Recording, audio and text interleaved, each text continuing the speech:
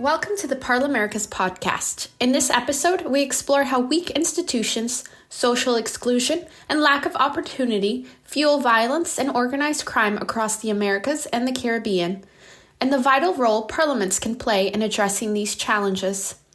You'll hear from Marcela Meléndez, Deputy Chief Economist for Latin America and the Caribbean at the World Bank, Beatriz Abizanda, Citizen Security Lead Specialist at the Inter-American Development Bank, and Jairo, Acuña, Governance Team Leader for Latin America and the Caribbean at the UNDP, in a bilingual conversation moderated by His Honor Arthur Holder, Speaker of the House of Assembly of Barbados. This episode was recorded during the session addressing the structural drivers of insecurity held as part of the 2025 ParlAmericas Parliamentary Delegation to Washington under the theme Multidimensional Security and Regional Cooperation, Parliamentary Perspectives, in preparation for the 10th Summit of the Americas. Bienvenidas y bienvenidos al podcast de ParlAmericas. En este episodio exploraremos cómo la debilidad institucional, la exclusión social y la falta de oportunidades alimentan la violencia y el crimen organizado en las Américas y el Caribe, y el papel fundamental que pueden desempeñar los parlamentos para hacer frente a estos desafíos. Escucharán a Marcela Meléndez, economista y jefe adjunta del Banco Mundial, Beatriz Abizanda, especialista líder en seguridad ciudadana del Banco Interamericano de Desarrollo, y Jairo Acuña, especialista en gobernanza del Programa de las Naciones Unidas para el Desarrollo, en una conversación bilingüe moderada por el honorable Arthur Holder, presidente de la Asamblea Legislativa de Barbados y miembro del Consejo de ParlAmericas. Este episodio fue grabado durante la sesión Abordando los factores estructurales de la inseguridad, celebrada en el marco de la Delegación Parlamentaria de ParlAmericas a Washington en el 2025 bajo el tema Seguridad multidimensional y cooperación regional, perspectivas parlamentarias en preparación para la 10ª Cumbre de las Américas. Good afternoon, parliamentary colleagues. It is ironic that I've been asked to start this session because as the speaker, it is my role and my duty to start a parliamentary session and to end a parliamentary session. And indeed, when I speak, people have to listen. So I just thought I would start off on that note, given the fact that that is the role of a speaker. I am taking the gavel as speaker of this session so that you will comply with all orders given from this side table. Good afternoon, colleagues and all other participants. It is a pleasure to moderate this panel on the structural drivers of insecurity in the hemisphere and the role of multilateral institutions and financing in supporting long-term stability. Insecurity is one of the greatest challenges faced by countries across the hemisphere. Its deep roots stem from a combination of persistent poverty, limited economic opportunities, corruption, institutional weaknesses, and social exclusion. Together, these factors fuel cycles of violence and instability that disproportionately affect some of the most vulnerable members of our communities. While local circumstances shape the manifestations of insecurity, all countries in the region face common challenges, such as economic inequalities and poverty, and the growing sophistication and brazenness of organized crime, among others. More often than not, insecurity cuts across national borders, creating the need for regional cooperation and exchanges of ideas and strategies to tackle these complex issues. Insecurity is the result of multiple interconnected structural drivers. This simply means that no single approach can fully address this intricate problem. However, long-term investments in education, economic development, and institutional capacity building, just to mention a few, can create a significant contribution to fostering long-term stability and prosperity both at a national and a regional level. Currently, multilateral organizations and international financial institutions provide critical technical and financial resources to support initiatives aimed at the structural drivers of insecurity. In doing so, they can continue to act as partners in implementing policies that not only address immediate concerns, but also lay the necessary groundwork for long-term positive results. This session will feature valuable interventions from speakers hailing from key institutions in that space, namely the World Bank and the Inter-American Development Bank. These are the institutions that have the monetary purse, the money. And then the United Nations Development Program, which might look at it from a social perspective. However, we need to understand that both these financial institutions and this development institution, that they are inextricably linked, so that they must partner with each other in order to bring about meaningful change within the hemisphere. To ensure a dynamic and engaging discussion, this afternoon session will follow the following format. Each panelist will receive 2 personalized questions aligned with their expertise and perspective on the structural drivers of insecurity, allowing for more in-depth insight. Each panelist will have up to 5 minutes to answer each question, and 5 minutes is 5 minutos, exactamente.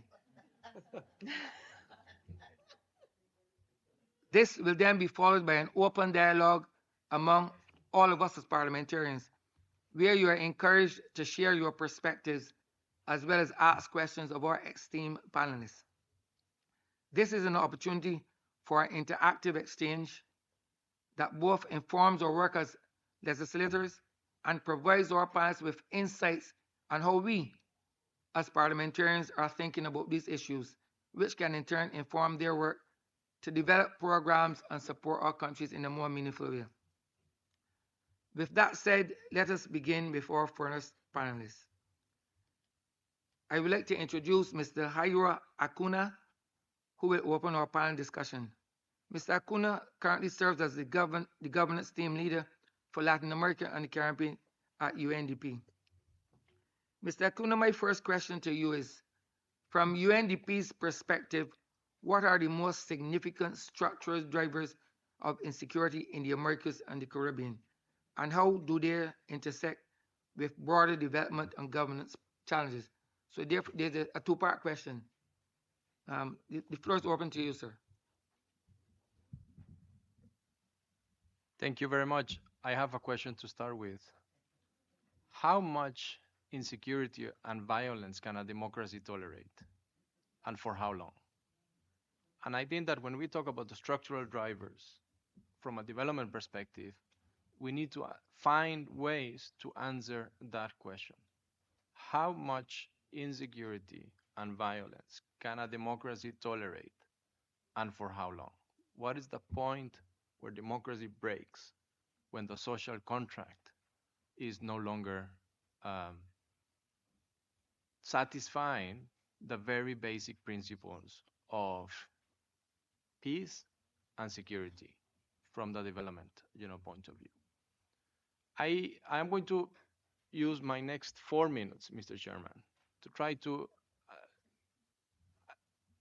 align 3 structural drivers when we talk about insecurity in Latin America.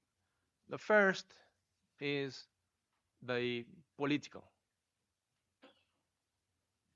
How can we politically agree in the current context of confrontation, polarization, what is the best way to address the security in our societies? And what is the role of parliaments in that conversation? Right? It has become, unfortunately, a political conversation. more than a development conversation. Second, I'm going to argue that there is also a problem of state capacities. When the state retrieves from the provision of public goods, another actor fills that vacuum. And at the local level, it's more prone that this vacuum that the state leaves is occupied in the context of Latin America by either religious groups or organized crime. And that what we see is perhaps the organized crime taking advantage of this erosion of state continuity at the local level, at the territorial level, to become a source of income for those vulnerable population. And this is the mutation that we see is happening all across Latin America and the Caribbean, that security and the presence of organized crime at the local level is taking a significant toll that we had not seen at the current levels and speed that we are currently seeing today. Yes, in the morning, some of you discussed Latin America composes 9% of the world population, 34% of homicides happened in our region. Yes, you know, it's the most violent region in the world without an open declaration of war. But the countries that we had assumed were safe, right, or not so exposed to insecurity and violence, today are experiencing one of the hardest increases in homicides. You look at Ecuador, you look at Uruguay, you look at Trinidad and Tobago, that is going through a state of emergency declaration. So it also changes and mutes. And the third is that I'm going to argue also that it's about development. And it's about how do we provide, as a society, the capacities for communities and for individuals to have decent living standards. And I guess that this is coupled with the inequality conversations, you know, that we had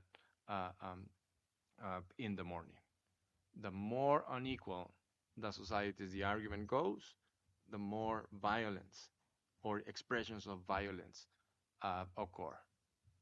It's no surprise that in Mexico, organized crime has become the 5th major employer in the country.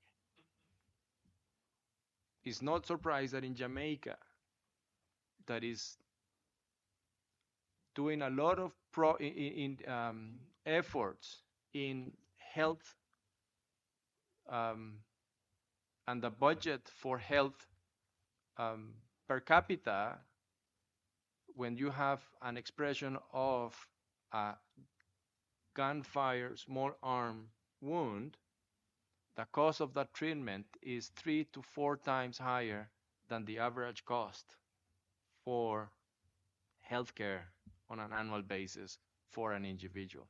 So it's a distortion to the development processes in the countries. So I will leave it at there. I will say one big question: how much insecurity and violence can a democracy tolerate, and for how long?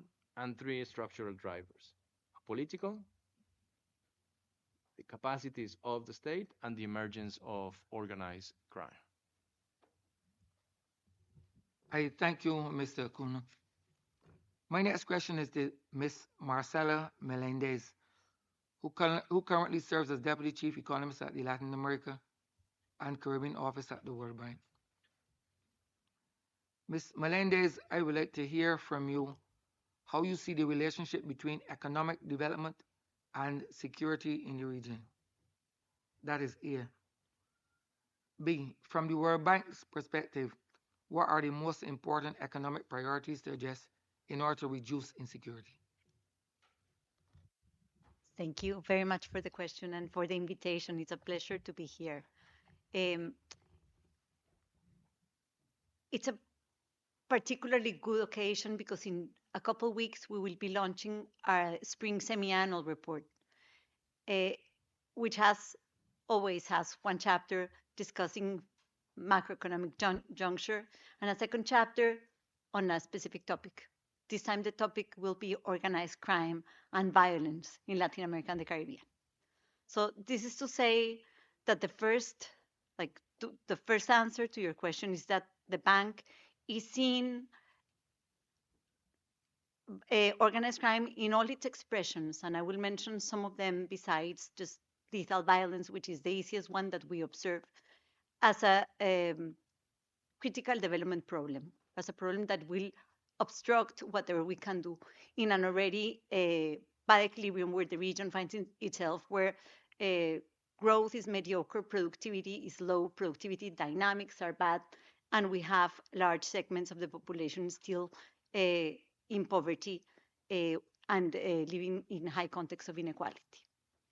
What we are arguing is that the violence that we're seeing today in LAC, which is not only high in a comparative sense with other regions, but also high compared to what is observed in countries with similar poverty and inequality levels, telling us that there is something particular in LAC. It's particularly lethal. We're saying this excess lethality comes from a particular type of violence, and this is why we're focusing on organized crime. The way we're arguing that because organized crime is a factor of development, it should be at the center of the conversation and at the center of the activity of the World Bank in the coming years, has to do with several channels that we worry about when we think about economic activity and the economic situation, the socioeconomic situation of the region. So we're saying that this is a problem that is reducing and distorting incentive investment because of uncertainty about property rights. Investments don't occur or occur in different ways and in different industries than where they would occur in their absence. We have territorial control and extortion from these groups, which translate into double taxation for businesses and immense transaction costs, even for the larger firms that are able to pay for these extra businesses and still survive, but have to pay for insurance and have to pay for guards and whatever. So we're saying that this is also an issue that is distorting and deviating public expenditure, because we're spending large shares of our national and local budgets in security expenses that are not productive and that are deviating resources from development expenditures that we should be doing in education, health, infrastructure, and other things that would really translate into better lives for the people. We're saying that this violence we see from organized crime is destroying human, physical, and natural capital in the region. People who are victims of violence see their capacity for income generation compromised, their productivity compromised, very often their capacity to complete their schooling.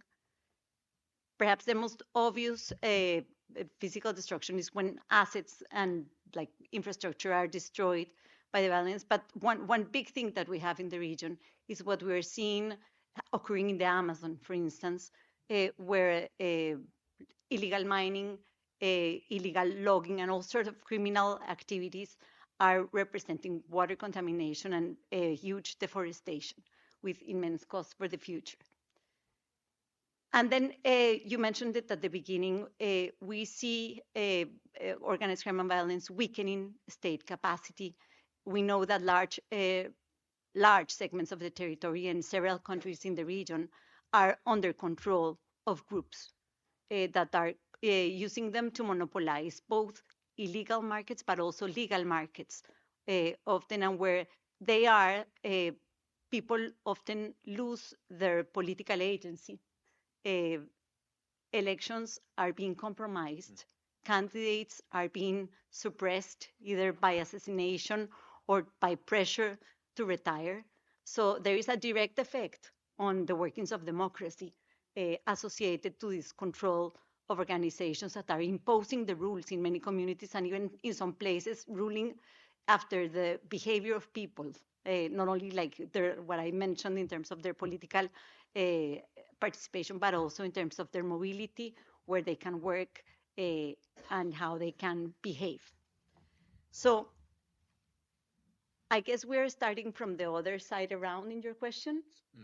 I will get back to your 5 minutes. We will get back. My 5 minutes are up. I thought I would get a number. You needed another minute. My next question is for Ms. Beatriz Abizanda, who is currently the Citizen Security Lead Specialist at the Inter-American Development Bank. Ms. Abizanda, in your opinion, what are the main regional challenges in terms of citizen security, and what concrete actions could Parliament take to address its structural drivers, taking into account the differential impact of insecurity on various population groups, for example, the prevention of child and youth violence and gender-based violence? Muchas gracias y buenas tardes. Un placer estar con todos ustedes. Si me permiten, voy a hablar en español. Complementando las excelentes respuestas de los panelistas que me antecedieron desde un punto de vista más ciencia política y económica, yo me voy a centrar un poco en un aspecto, digamos, criminológico. Jairo hablaba de cuánto podemos soportar esta crisis de seguridad. El costo lo hemos calculado y cuesta 3.4 puntos del PIB a nivel regional. Todo ese dinero que, como bien decía Marcela, se podía haber gastado en inversiones públicas muchísimo más constructivas, eso sin hablar de los daños humanos, culturales y a todas las comunidades, especialmente a los grupos más vulnerables. Latinoamérica y el Caribe están en una encrucijada, donde los factores de riesgo que están asociados a la aparición de conductas delictivas han tenido un caldo de cultivo por mucho tiempo muy copioso. La violencia y la delincuencia se ceban sobre todo en nuestras poblaciones jóvenes y empiezan esos comportamientos en la adolescencia, la época de la experimentación, de los cambios y de algunos déficits socioemocionales que, si no se atienden a tiempo, se van trasladando a problemas de regulación de conducta y aparición de conductas violentas. Pero es que además existen factores que operan a nivel familiar, cuando las vinculaciones positivas y los lazos de contención se debilitan y queda ese vacío. También operan a nivel comunitario, donde la propia violencia hace que se instale un clima de desconfianza y esos lazos de contención se siguen debilitando. Y si a esto le añadimos importantes debilidades institucionales, pues hay un conundrum que hace que la situación de violencia pues haya colocado desafortunadamente a nuestra región, a nuestra querida región, en estos rankings. También tenemos otro gran problema, que es el problema de la medición del fenómeno. No se reporta todo el crimen que sucede. Como no conocemos y no tenemos la imagen completa, es difícil diagnosticar bien el problema. Las encuestas de victimización se hacen cada 4 o 5 años, si hay suerte. Y por último, aparece la irrupción del crimen organizado. El crimen organizado que aprovecha los resquicios de la globalización para hacerse transnacional y para introducir dinámicas muy perversas en un caldo de cultivo ya bastante complicado. Existen delitos invisibles porque no se reportan o simplemente porque no los vemos, estamos pensando en ciberdelitos, etc. ¿Qué hacemos con todo esto, ¿no? Una situación muy compleja, pero lo que creo que tenemos que estar llamados es a comprender los desarrollos que ha traído la ciencia para saber qué funciona, qué no funciona y cómo se puede adaptar a las circunstancias de cada uno de los países. Si bien hay mucho todavía por aprender y tenemos algunos problemas de medición, también sabemos que hay intervenciones que han funcionado y que hay otra cosa que también nos ha enseñado en la criminología, que es que el crimen se concentra en lugares que son las comunidades más vulnerables, en personas, que son las personas también más vulnerables, y estoy pensando juventud, mujeres y personas diversas y con discapacidad. Entonces, cuanto más focalizadas sean las políticas en esos grupos que están desproporcionadamente afectados, tanta más probabilidad de upside podemos tener. Y tratándose también de un fenómeno transnacional, cuanto más se coopere y más empecemos a ver los problemas en clave de bien público regional, más fácil va a ser atajar esos resquicios de capacidad institucional y esos resquicios de cooperación internacional que son cooptados por estas organizaciones ilegales. Tenemos que esforzarnos en eso y tenemos que acercar lo más posible y comprender lo más posible y conocer lo más posible eso. Entonces, para mí el llamado también es un llamado a la medición, a la evaluación y al monitoreo incansable de lo que se hace. ¿Qué hacemos? ¿Cómo lo hacemos? ¿Y qué resultado tenemos? I thank you very much, Ms. Abizanda. Ms. Meléndez, following upon your previous point, multilateral development banks have long supported economic development in the region. But are they adapting effectively to address the structural drivers of insecurity? Based on the World Bank's research and experience, how are approaches shifting to most effectively promote stability and governance?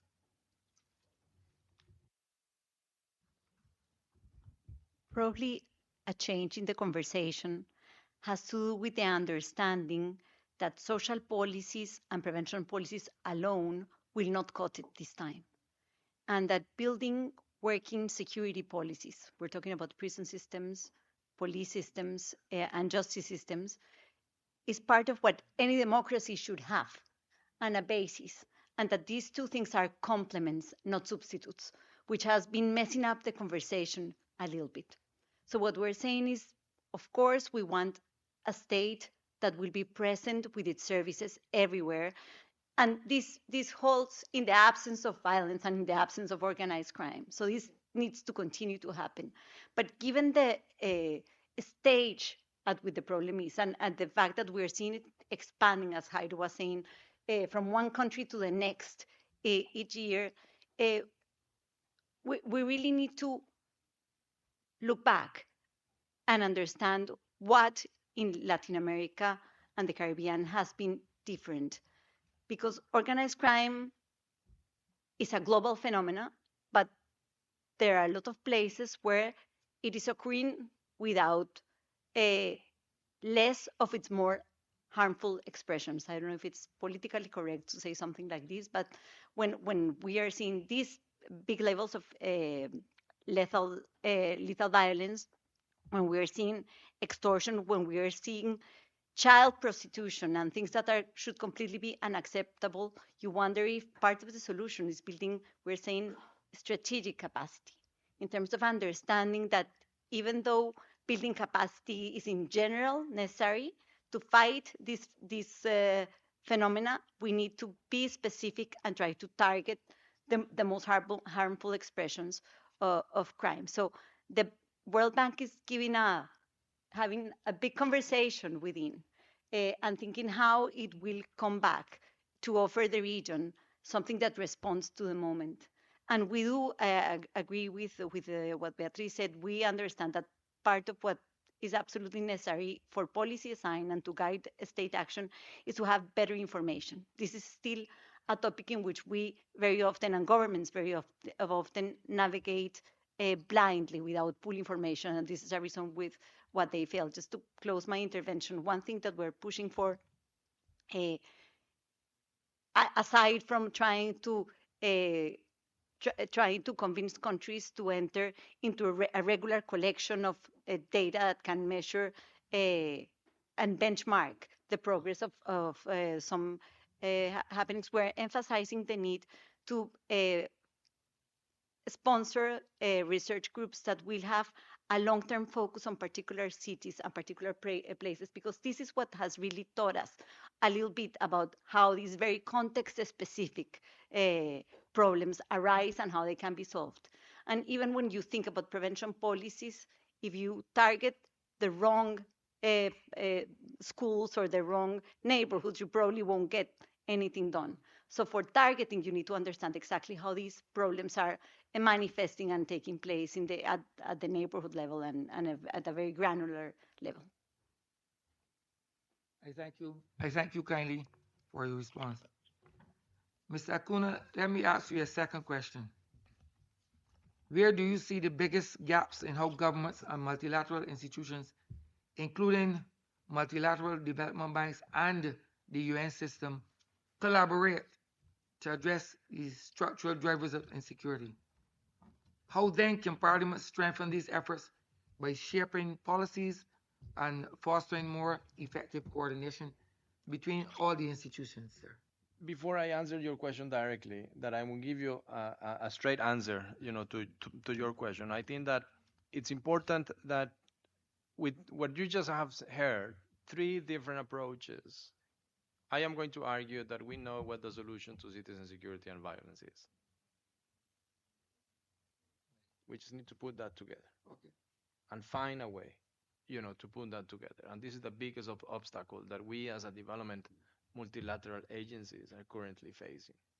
How we were just discussing with Marcela before the panel started. How do we collaborate? We have similar ideas. We work with the same partners in the same institutions, in the same countries. And we need to find a way to put it together. How do we do this? Now, yes, we see expressions that might seem very difficult to address, but I am also going to argue that we have done it in the past in a specific situation. And I'm going to give you a couple of examples. 2014, if you were in Honduras, El Salvador, or in Guatemala, the rate of homicides was more than the double than the rest of the Latin America and the Caribbean region. Historically, homicide rates in Latin America and the Caribbean have been around 18-20 per 100,000. Marcela, will correct me? 23, more or less.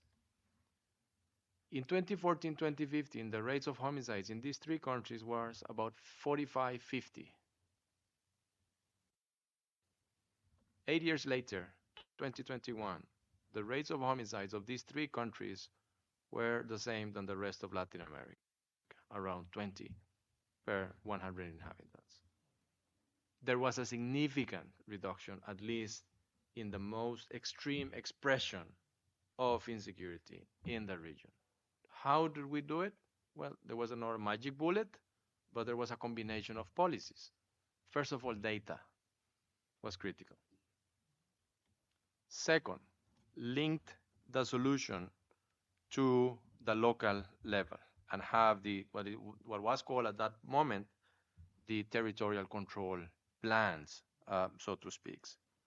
Linked the risks directly affecting people and vulnerable communities, and an integrated approach. Now, I also mentioned the examples today that we have seen an increase in terms of homicides in the region, but also we have success stories. Dominican Republic, for instance, last year experienced the lowest rate of homicides in the history of the country.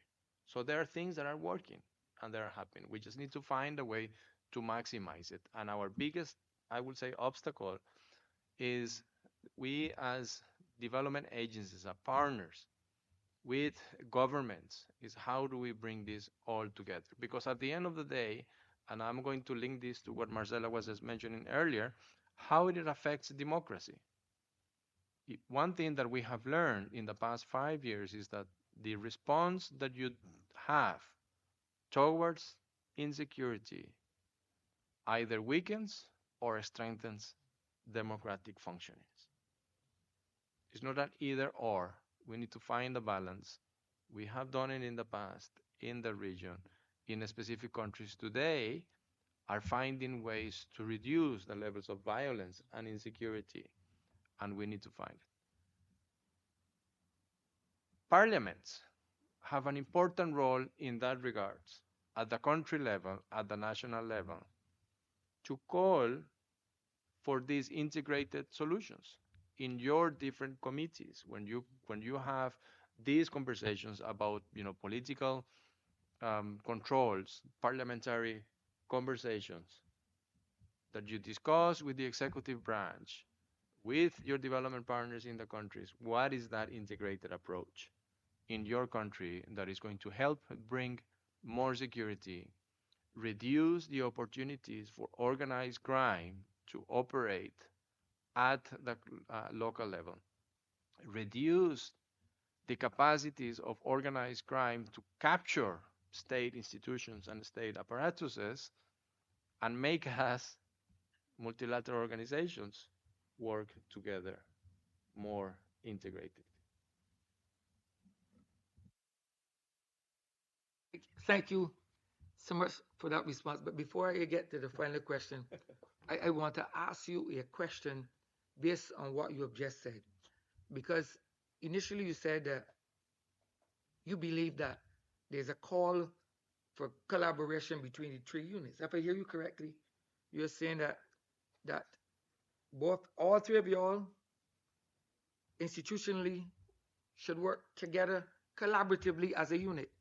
So my question to you, sir, is it therefore a matter of territorial institutional sovereignty that you, even though yes, your role is developmental, is it then because you are a separate entity by itself that you say I'm operating in this silo as UNDP? World Bank, even though you're developmental, stay in your corner as World Bank. IDB, whatever, stay in your corner.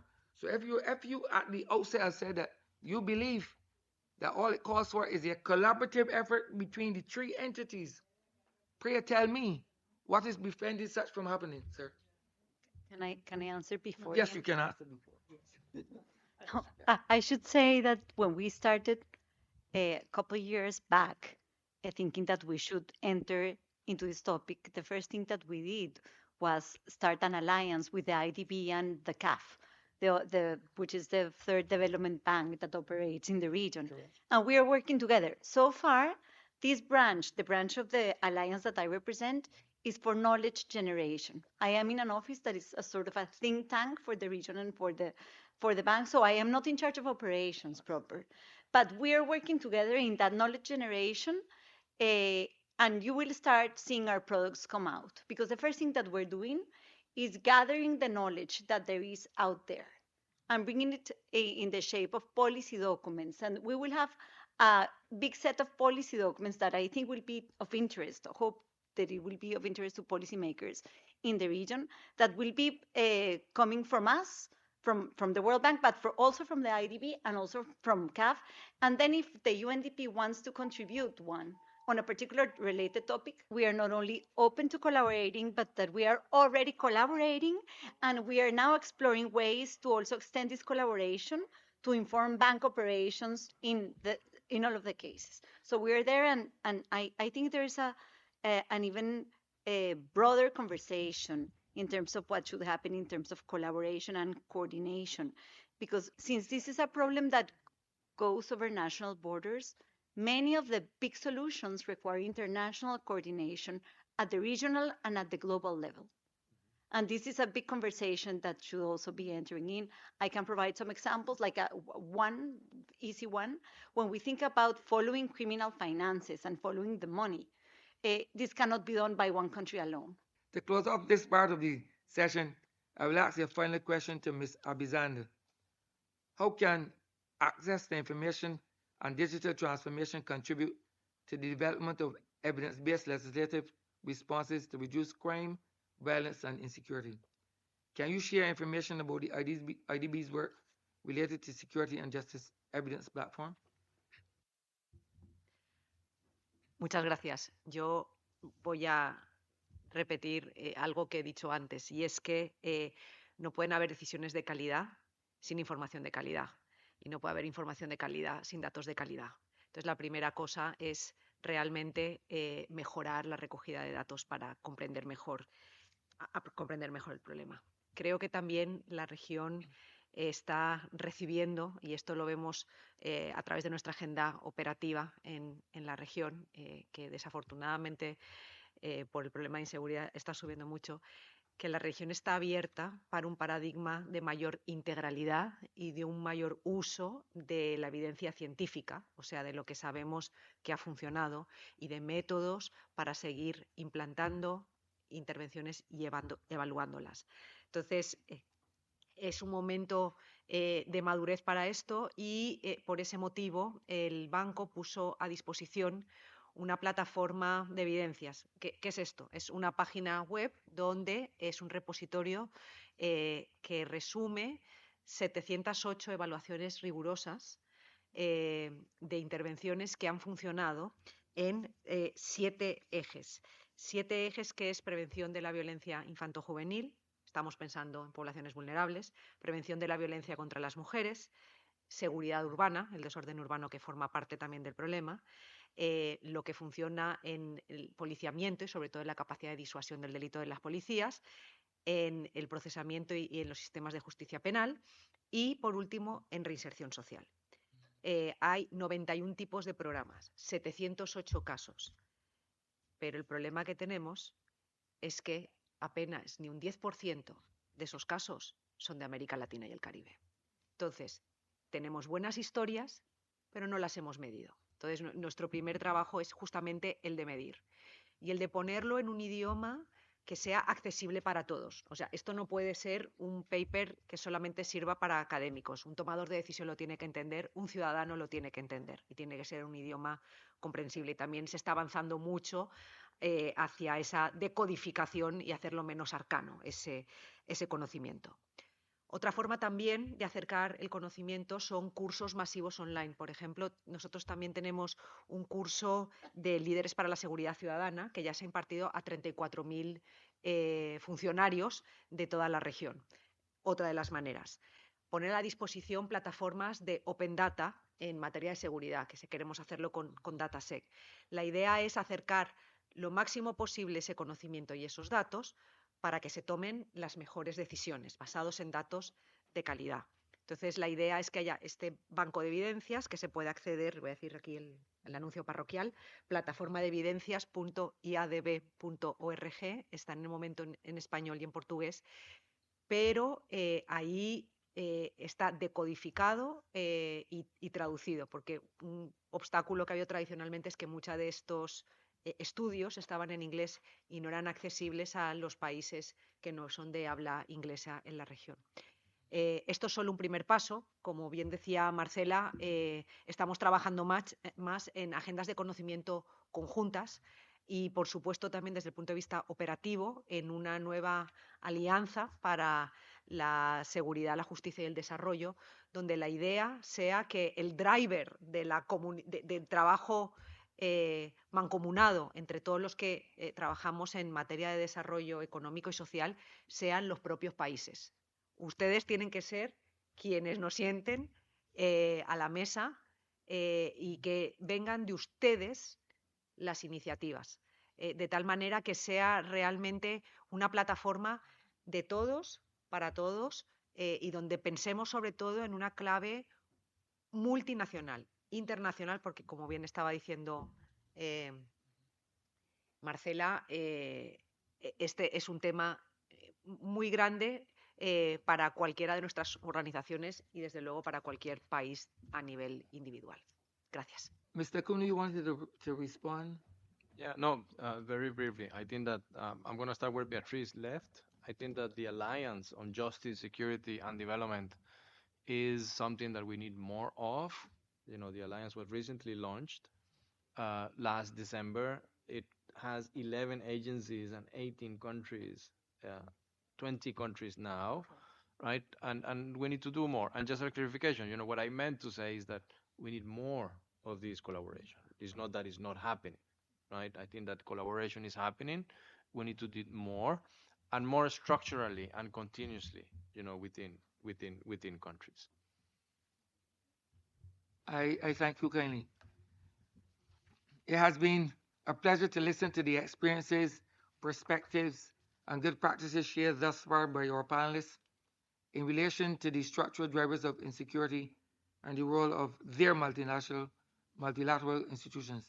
Thank you once again for your insight.